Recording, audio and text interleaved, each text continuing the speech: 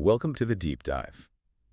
I was sitting in traffic this morning, just watching the brake lights in front of me.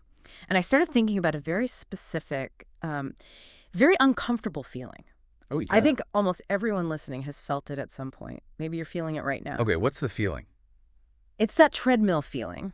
You know what I mean? Ugh, yes. It's that sense that you are doing everything right. You checked all the boxes, you got the degree, you put in the overtime at work, you're grinding, you're saving, you're hitting the gym, you're, Yeah.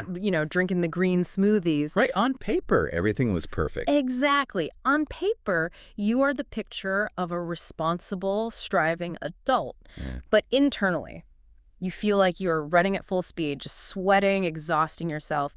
But the scenery isn't changing. You're just stuck. That is the modern condition for so many people. It's that profound sense of exertion without any momentum. Yes, that's it. It's the "is this it" feeling. And it is incredibly draining because the logic we're all taught is input equals output. If I work hard, I should move forward. And when that equation just breaks, it's Well, it's psychologically devastating. it is. And usually, the advice we get, and frankly, the advice we often scream at ourselves in our own heads, is just to run faster, do more, Hustle harder. hustle harder, sleep less. Right. But today, we are digging into a source that suggests the problem isn't the effort. The problem is the engine. The problem isn't what we are doing, but how we are thinking. And we are taking a very serious, very structured look at a topic that, I'll be honest, sometimes gets dismissed in cynical circles as just, wishful thinking or magic. Yeah, for sure. We are talking about manifestation and the law of attraction. I know. As soon as we say manifestation, half the audience might be rolling their eyes, thinking about people sitting on a couch wishing for Ferraris to drop out of the sky. Right, this sort of pop culture version of it. But that is exactly why I am so excited about the source material we have today. We are doing a full deep dive into the book Manifestation, Make the Law of Attraction Work for You by Kanav Sachdev. And what struck me immediately, just reading this, is that Sachdev isn't selling magic tricks. No, not at all. That's the key differentiator here and why this book is such a vital resource. Kanav Sachdev presents manifestation not as some rigid doctrine or a get-rich-quick scheme, but as a structured, almost systematic approach to psychological restructuring. Psychological restructuring. I like that. He calls it a guidebook for self-discovery. It feels much more like a conversation about human potential than a spell book, He draws a lot on his own life, doesn't he? He does, and I think that adds this layer of authenticity that is so often missing in this genre. Sachdev weaves in his own personal odysseys, his triumphs, and I think significantly his challenges and failures. Right. It's not some guru on a mountaintop. It's someone who's been in the trenches. Exactly. It creates this roadmap that feels very personal. So our mission today is to really unpack Kanav Sachdev's toolkit. We aren't just going to talk about the vibes. We are going to look at the mechanics, from vision boards all the way to the actual neuroscience of gratitude, to help you move from just wishing for things to actually creating them. And before we get into the nuts and bolts, and we are going to get very granular today, I want to say this up front. We're going to cover a lot of ground, but if this resonates with you, if you find yourself thinking, okay, maybe I need to try this, you really should go to the source. Oh, absolutely. This is a practice, not just a theory. Kanav Sachdev's book, Manifestation, Make the Law of Attraction Work for You, is available right now. You can grab it on Amazon, Google Play, and other leading bookstores. I'd second that. Having the physical or digital copy to reference is crucial because, as we'll see, there are actual exercises in here, things that require you to sit down, pen to paper, and do the work. It's like a workbook for your life. Absolutely. So grab your copy from Amazon or Google Play if you want to follow along. But for now, let's get into the machinery of this. Start us off at the ground floor. How does Kanav Sachdev actually define manifestation? Because social media has really diluted this word into just wanting stuff. It really has. But Sachdev grounds it beautifully. He defines manifestation as the process of bringing your desires into physical reality through the power of your thoughts and your beliefs. It is the concept that we are the architects of our own reality. Architects. I love that word. It implies design, planning, intention, not just, dreaming. Right. It's active creation. It's not passive observation. And the fundamental law that governs this architecture, according to the text, is the law of attraction. Like attracts like. That's the one. You've heard the phrase. I have. But let's really break that down. Because in physics, magnets usually attract opposites, right? North attracts south. So what does like attracts like mean in a psychological or an energetic sense? That's a great question. And it's a common point of confusion. Think of it less like a magnet in a physics lab and more like a radio tuner. Okay. Knopf uses this idea of energetic frequencies. Every single thought you have isn't just a fleeting cloud. It emits a specific vibration. It has a signature.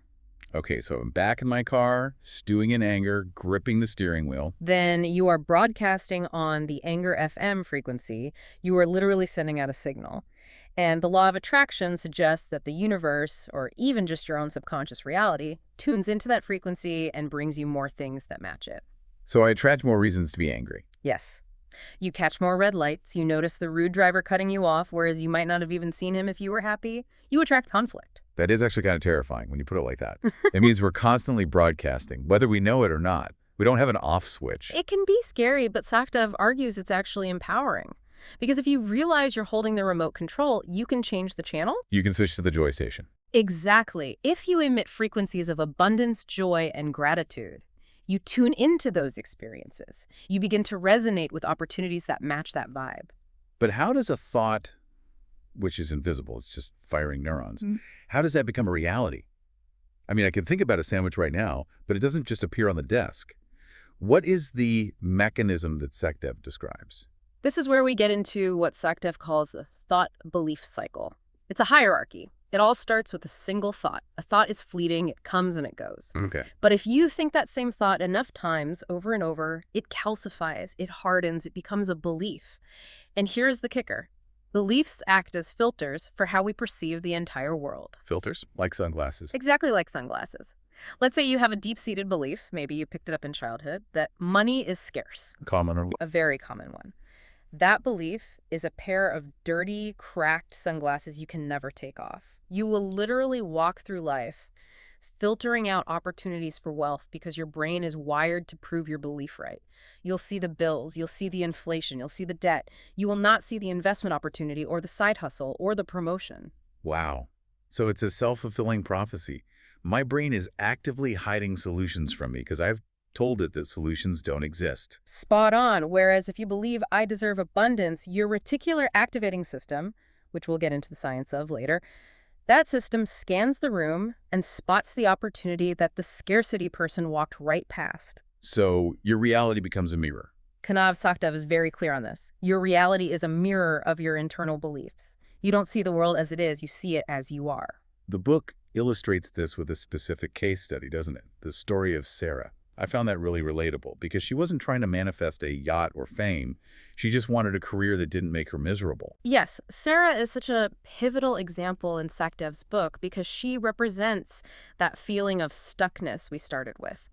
She was working hard, applying for jobs, doing all the legwork, sending out resumes every single day. Doing everything right. Everything right. But she was getting absolutely nowhere. And the book points to her background as the culprit. Right. It wasn't the job market. It was her history. It was. She grew up in a household where her parents constantly doubted her abilities. They projected their own fear onto her. Play it safe. You're not smart enough for that. Don't risk it. Ugh, I can just feel that. So even though she consciously wanted a better job, her energetic frequency was vibrating at the level of, I'm not good enough. So she was sending out resume applications that said, hire me. But her energy, her whole vibe was screaming, reject me. In a way, yes. She was walking into interviews with that desperate, low-worth energy, and people can feel that. Oh, you can feel that a mile away. It comes across in body language, tone of voice, micro-expressions. So she kept attracting rejection, which reinforced the belief, which lowered her energy further. It was this vicious downward cycle. So how did she break it? Because telling someone with low self-esteem to just be confident is the most useless advice in the world. It never works. It never works. No, she had to consciously raise her energetic frequency. Sakdev details that she stopped just blindly applying for jobs. She paused. She started with gratitude and self-care. She started treating herself like a person who was worthy of a great job before she had the job. Be to see it. That's the phrase. She shifted her vibration. She started vibrating at the frequency of the solution, not the problem. And eventually she attracted a role that wasn't just a paycheck, but one that was actually aligned with her passions. She didn't work harder, she vibrated higher. Okay, that sounds great for Sarah, but let's be real for a second. Most of us have that voice in our heads, the inner critic, the one that wakes you up at 3 a.m. and lists all your failures. Kanav Sachdev dedicates a whole section to this, doesn't he? To these limiting beliefs. This is section 2 of our deep dive. And honestly, if you skip this part, the rest of it doesn't work. You can visualize all day, but if you have a limiting belief acting as this chaotic variable in the background, you're just building on quicksand. So how does Sachdev help us identify a limiting belief? How do we even know if we have them? A lot of them are subconscious, right? They are. They're those whispers. I'm not worthy. I can't do this. People like me don't get breaks like that. Money is evil. Sachdev points out that these are rarely our own original thoughts. He calls them recordings. Recordings. Yeah, recordings of parents, teachers, society, maybe past traumas. We absorb them as children when we're like little sponges, and then we just play them on a loop as adults. We mistake these old, scratchy recordings for our own personality. The imposter syndrome playlist. Precisely. And the biggest track on that playlist, according to Sachdev, is the scarcity mindset. I think a lot of people operate there by default. It almost feels safer in a weird way. It's so hard not to. The scarcity mindset says resources are limited. It views the world as a pie chart. If you get a slice, that is one less slice for me. Which breeds jealousy, fear. Fear and hyper-competition. It makes you clutch what you have because you're terrified of losing it. And the alternative is the abundance mindset. Right. The abundance mindset views the world like a candle or the sun. If I use my candle to light yours, my light doesn't get any dimmer. In fact, there is more light overall. When you operate from abundance, you are generous, creative, and relaxed. And bringing it back to the law of attraction, that relaxation and openness attracts more abundance. Okay, so we know the enemy. These limiting beliefs, these recordings. Does Kanav Sachdev give us a weapon to fight them? How do we delete the recording? He gives us a few shovels, actually. The first is non-negotiable. Self-reflection and journaling. Getting it out on paper? You have to. You cannot change a belief you don't know you have. You have to hunt them down. He encourages just writing to uncover those hidden fears, get them out of the dark corners of your brain and onto a page. And once it's on paper? Once it's on paper, you look at it. Let's say you wrote down, money is the root of all evil. You look at that sentence and you ask, is that actually true? Is that always true? Or is money just a tool that can build hospitals just as easily as it can buy weapons? And then you use a technique he called reframing. Okay, walk us through a reframe. Let's take a common one. Money is hard to get. I have to struggle to survive. That's the belief. First, you challenge it. You find evidence against it. You look at people who make money doing what they love. Then you replace it with an empowering alternative. Something like, I am a magnet for wealth. Opportunities flow to me easily. I'll play devil's advocate here. If I'm broke and I say, I am a magnet for wealth, my brain immediately screams, no, you're not. Yeah. It feels fake. It feels like I'm just lying to myself. And that pushback is completely natural. That's the old neural pathway resisting change. It's like a well-worn path in the woods. But Sachdev argues that this is where repetition comes in. You are literally carving a new path in the woods. I like that image. The first time you walk it, it's full of brambles and it's hard. But if you walk it every day, I am a magnet for wealth. I am a magnet for wealth. Eventually, that path clears. The brambles die back. You are literally rewiring your brain. It's manual labor for your mind. Yeah. Okay, so we are clearing the weeds of limiting beliefs. Now we want to plant the garden. Let's talk about the toolkit. Sachdev is huge on visualization. He is, but he makes a critical distinction between just daydreaming and creative visualization. What's the difference? Because I daydream about winning the lottery quite a bit, and I'm still driving my old car. Right. Daydreaming is usually an escape from reality. It's a way to zone out. Creative visualization is active programming, and Kanav Sachdev's tip is that it cannot just be visual. It has to be multisensory and, most importantly, emotional. Okay, so it's not enough to just see the new car in my mind's eye. No. You have to smell the leather. You have to feel the cool temperature of the steering wheel in your hands. You have to hear the engine purr. And this is the secret sauce. You have to feel the emotion you would feel if you had it right now. The joy, the freedom, the excitement. That seems to be the common thread here. Emotion is the fuel for this whole engine. It is. If you visualize with a flat emotion, it's just a picture. It has no power. If you visualize with excitement, gratitude, and joy, it becomes a powerful magnet. You are tricking your subconscious into believing it's already happening, and the subconscious mind cannot tell the difference between a real event and a vividly imagined one. This leads us right to the classic vision board. But Socdev calls it a map for the subconscious. He does, and the method is familiar, cutting out photos, words from magazines, using Pinterest, whatever your medium is, but the purpose is specific. You aren't just decorating your wall to look pretty. It's not just crafting. No. According to Socdev, this keeps those goals visible to your reticular activating system. It primes the filter. It keeps the destination right in front of you, day in and day out. There's also a technique he mentions called manifestation art journaling. I hadn't heard of this one before. It sounds a bit more hands-on. This is fantastic for creative people, or even for people who think they aren't creative. It's combining art with writing. You could sketch your future home or paint the feeling of your future relationship. What's the benefit of that over just writing it down? The benefit here is that it bypasses the logical brain. Sometimes words are too logical, they can get caught up in the how. Images and colors, though, they tap directly into the subconscious and can release emotional blocks that words can't touch. So it's about getting past the logic police in our heads. Always. The logic brain defends the status quo. The creative brain builds the future. Now, speaking of words, Section 4 of our deep dive is the power of words. We're talking affirmations, and I know you love when we get to the science part. Socdev brings up neuroplasticity here. Yes. This is where we leave the woo-woo behind and enter the lab. Neuroplasticity is the brain's proven ability to reorganize itself by forming new neural connections. Your brain is not fixed like concrete, it's plastic like clay. So that old saying, you can't teach an old dog new tricks, is scientifically false. Completely and utterly false. Repeating positive statements, affirmations, literally strengthens the neural pathways associated with those positive beliefs. It's like lifting weights for your mindset. If you lift the weight of I am confident every day, that mental muscle grows. But Kanal Socdev has rules for this, right? You can't just mutter anything. What are the rules for a high-quality affirmation? He is very specific here. Rule number 1, and this is huge, present tense. You say I am, not I will be. Why is that so important? I will be. That sounds optimistic. I will be rich. I will be puts the desire permanently in the future. And the future never arrives. It's always just out of reach. I will be happy when just means you are confirming you are not happy now. I see. I am claims it as a reality now. It forces the identity shift to happen immediately in your mind. Got it. Present tense. What's rule 2? Rule 2, positivity. And this is a subtle linguistic trick. You need to avoid words like don't or not. Give me an example of that. If you say, I am not sick, your subconscious mind focuses on the most powerful word in that sentence, sick.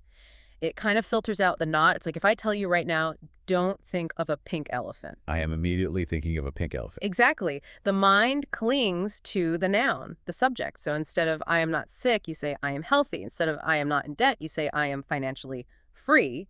You focus on what you want, not what you were trying to avoid. That's a subtle but huge difference. And rule 3, we've said it before, emotion. You have to believe it, or at least try to feel the relief of it being true while you say it. The feeling is the charge. In the book, Kanav Socdev outlines a very specific method called the 369 manifestation method. I've seen this floating around online, but how does he explain it? It's all about structure and consistency. You write down and repeat your affirmation 3 times in the morning, 6 times in the afternoon, and 9 times in the evening. Why those specific numbers? Is there a reason? Some people link it to Nikola Tesla's obsession with those numbers, claiming they hold some kind of key to the universe. But Socdev's emphasis is more on the rhythm. It creates an energetic imprint throughout your entire day. It prevents you from saying it in the morning and then drifting back into your old negative autopilot. Right. You start the day with intention, you realign at midday, and you seal it in before you go to sleep. It's like taking a prescription medication. You have to keep the levels high in your bloodstream to be effective. Exactly. You're keeping the vibration high and consistent in your system. There's another writing technique he mentions called scripting. How is this different from just keeping a regular diary? A diary usually records what happened today. It's backward looking. Scripting records what you want to happen, but you write it as if it already has. You're literally writing a journal entry from 5 years in the future. Oh, wow. I am so happy and grateful now that I am living in this beautiful beach house, drinking my coffee on the balcony. You write in the past tense as a memory. So you're role-playing your future self. Yes, and SOCDEV suggests using turning point memories within your scripting. This is a really insightful concept that I haven't seen in other books. He suggests you identify real moments in your past where things turned around for you, where you got a lucky break or succeeded, and use those real memories to anchor your script. Oh, that's clever. So you're using your own history to prove to your brain that this kind of change is possible. Right. It bridges the gap between fantasy and reality. You might write, just like when I got that promotion back in 2020 and felt that incredible rush of pride, I now feel that same excitement for this new business venture. It borrows the credibility of the past to build the future. Now, we have to touch on this because it's in the book, using words in relationships. Sogdev talks about seductive words. This sounds a bit, I don't know, manipulative. He frames it very, very carefully. And he is crystal clear on this. This is not about manipulation or mind control. It is about using language to build emotional connection and intimacy. It's about articulating appreciation and desire to strengthen a bond that already exists or that you want to invite in. So it's manifesting a connection, not controlling a person. Huge distinction. He emphasizes consent and cultural context heavily. It's about vibrating at the frequency of love so that you invite love back. You use words to paint a shared vision of a relationship that both people genuinely want to be in. Okay, let's move to section 5, the inner work. We've talked about thoughts and words, but now we have to go inward. Meditation. Sokdev recommends a few styles: mindfulness, loving-kindness meditation, but he also mentions a very specific technique called tantric wind meditation. That sounds intense. What is tantric wind? It's a visualization technique that you combine with your breath. You visualize energy flowing through your body like wind. As you inhale, you imagine pulling in fresh, clean energy, new possibilities, new ideas. As you exhale, you visualize that wind clearing out all the blockages: fear, doubt, tension. So you're literally breathing out the bad stuff. Yes, it connects the physical sensation of breathing with the mental work of clearing your energy field. It's very powerful. And to support this, he suggests creating a sacred space. This is basically an environment designed for your mind. If your room is messy, chaotic, and dark, your mind will struggle to be clear and bright. He suggests setting up an altar or even just a dedicated corner of a room. What goes in this space? What does he recommend? Items that anchor your intention. Essential oils.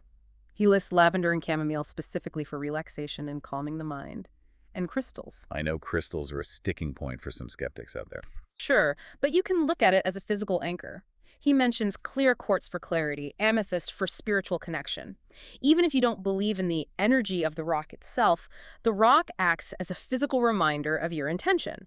Every time you see it, you remember your goal. It's a totem. A focusing tool. Exactly, a focusing tool. I want to circle back to something we touched on earlier, gratitude. Because Kanav Sokdev gets scientific here again. We talked about the RAS, the reticular activating system. I want to really explain this because I think it's the smoking gun for why manifestation actually works in a practical sense. This is my absolute favorite part of the science of gratitude. The RAS is a bundle of nerves at our brainstem. It is the gatekeeper of your consciousness. Because we're just bombarded with millions of bits of data every second, right? The sounds, the light. Exactly. Sounds, lights, smells, information from your phone, background noise. If you let everything in, your brain would short circuit. You'd be in a state of constant overwhelm. So the RAS filters out 99.9% of it and only lets in what it thinks is important to you. And how does it know what's important? It knows based on what you consistently focus on. If you are constantly focusing on your problems, the RAS says, okay, problems are important to this person, and it will literally let in all the evidence of problems. It highlights the negative. But if you focus on gratitude, If you are constantly looking for things to be grateful for, I love the taste of this coffee, the sun feels so nice today, my friend sent a funny text, you are programming the RAS to hunt for blessings. You will literally start seeing opportunities and positive things that were always there, but were previously filtered out as unimportant. you'll see the help wanted sign. You'll notice the person smiling at you. Yes. So gratitude isn't just being nice, it's search engine optimization for your brain. That is a perfect way to put it. SEO for your brain. And on top of that, it triggers a chemical reaction. Gratitude releases dopamine and serotonin. It makes you feel good, which raises your vibration, which, according to the law of attraction, attracts more good things. It is a virtuous upward cycle. But what about when things are terrible? Kanav Sukhdev talks about gratitude in challenging times. It's easy to be grateful on payday. It's a lot harder to be grateful when the car breaks down or you lose a client. That is the hardest time, but it's also the most critical. Sakdev suggests finding silver linings not to ignore the pain, but to build resilience. There is an exercise he recommends. Even when life feels like it's falling apart, write down 3 things to be grateful for daily. Even if it's just, I have air in my lungs. I have a roof over my head. I have a friend I can call. It stops the downward spiral. It acts as a life raft until the energy shifts. It prevents you from sinking entirely into that victim mindset. Okay, let's talk about the more mysterious side of things. Section 6. Intuition and synchronicities. Kanav Sakdev views intuition as your inner GPS. We all have it. That little gut feeling that says, turn left here, or don't trust this guy, or call your mother right now. He argues that intuition is your connection to a universal wisdom, tapping into subconscious processing that is much faster than your logical brain. And synchronicities. These are those meaningful coincidences, Yeah, right? exactly. You're thinking of a specific book, and then you walk past a shop window, and there it is. Or you think of an old friend you haven't seen in 10 years, and they call you 5 minutes later. I love when that happens. Usually I just say, whoa, weird, and then I move on. Sakdev says, stop dismissing it. Those aren't random. They are winks from the universe. They are signs that you are on the right path or that your RAS is tuned in correctly. The action here is learning to trust these signs. Follow the nudge. Trust the nudge. If you feel compelled to go to a specific coffee shop, just go. You might meet the person there who changes your career. Trusting the nudge. I like that. Yeah. But, and here is the big but that we absolutely have to address. We can't just sit on the meditation cushion, smell some lavender, and wait for the doorbell to ring with our dream life. Section 7 is the critical component, action. This is where Kanav Sakdev really grounds the entire book and separates himself from the magical thinking crowd. He completely dispels the myth that manifestation is passive. He says you must take aligned action. Okay, define aligned action for us. How is that different from just working hard or hustling? Aligned action is action that is inspired by your intuition and aligns with your new beliefs. It feels like flow, not force. It's the nudge. But you must act. If you are manifesting wealth, you can't just wish for it. You have to also invest wisely. You have to start that business you've been dreaming of. You have to actually apply for the promotion. You have to meet the universe halfway. Exactly. The universe will open the door, but you have to walk through it. If you manifest health, you still have to eat the salad. You can't manifest a six-pack while eating pizza on the couch every night. Right. But taking action is scary. That's why we're stuck in the first place. Resistance. Resistance is the final boss battle. It's the fear of failure, it's perfectionism, it's self-doubt. And Sakdev addresses this directly with a 3-pronged strategy to overcome it. Walk us through the 3 prongs. Okay, first, cognitive. That's reframing the negative beliefs, just like we talked about earlier. Change the story in your head from, I might fail, to, I will definitely learn something. Okay, cognitive. What's second? Second, behavioral. This is about gradual exposure. Take tiny, small steps. Don't try to launch the whole business today. Just register the domain name. Just write the first email. Break the paralysis with a small, manageable action. And the 3rd prong? And third, emotional. Self-care. Keep your energy high so you have the resilience to handle the bumps in the road. Because there will be bumps. Action isn't always smooth. Small steps. Yeah. I think that's so key. You don't have to leap the whole mountain in one bound. No, you just have to keep moving in the direction of your vision. So we've covered a massive amount of territory here.